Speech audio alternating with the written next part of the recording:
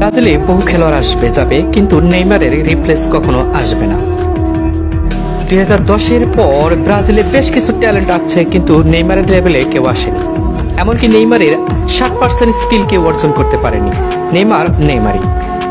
তার কোনো মাঠ নেই, ক্লাব নেই, সতীর্থ নেই, পজিশন নেই, বয়স নেই। যেখানে দিবেন সেখানেই সে ফিট।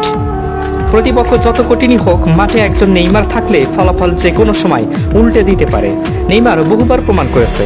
এমনকি টিনেজার নেইমার যে স্কিল দেখে 2013 কনফেট জিতেছিল স্পেন, ইতালি, উরুগুয়ের মতো টিমকে বিধ্বস্ত করে, সেটা অবশ্যই বিস্ময়কর। 2014-তে যে ইনজুরিতে আক্রান্ত হয়েছিল নেইমার, এরপরে সে আর ফিরে আসবে ভাবিনি।